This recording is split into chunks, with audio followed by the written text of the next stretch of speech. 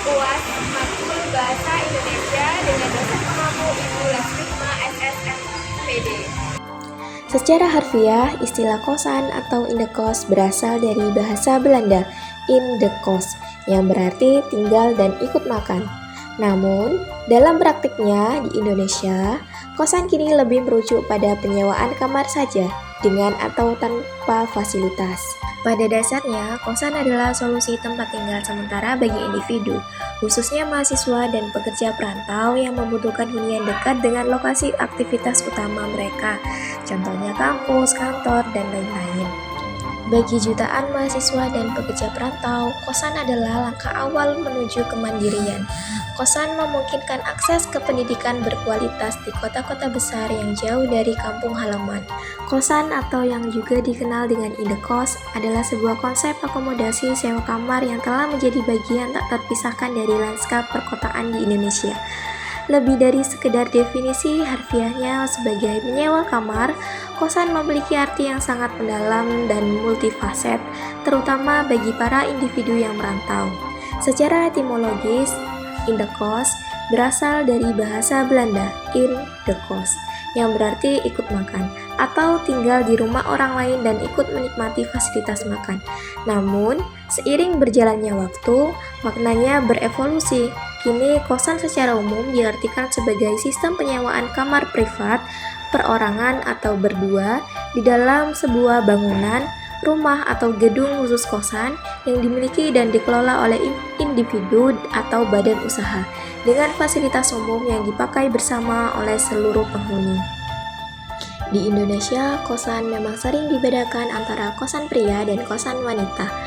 Ini menjadi salah satu faktor penting dalam pencarian kosan, terutama bagi mahasiswa atau pekerja perantau. Kosan adalah solusi utama bagi individu yang mencari tempat tinggal sementara tanpa terkait kontrak jangka panjang. Periode sewa umumnya bulanan atau mungkin tahunan, memungkinkan fleksibilitas bagi mahasiswa yang mungkin pindah semester atau pekerja yang proyeknya berakhir. Dari segi biaya, kosan menawarkan opsi yang lebih terjangkau dibandingkan menyewa satu unit rumah atau apartemen secara keseluruhan. Karena biaya sewa hanya mencakup satu kamar dan pengeluaran untuk fasilitas umum seperti listrik, air, internet, seringkali dibagi atau sudah termasuk dalam harga sewa. Pembagian ini biasanya dilakukan dengan tujuan utama kenyamanan dan keamanan penghuni. Contohnya kosan khusus putri.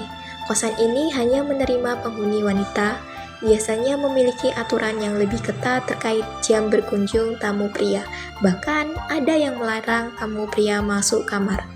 Lingkungan ini umumnya dianggap lebih aman dan nyaman bagi penghuni wanita, terutama untuk menjaga privasi. Selanjutnya, kosan khusus putra atau pria.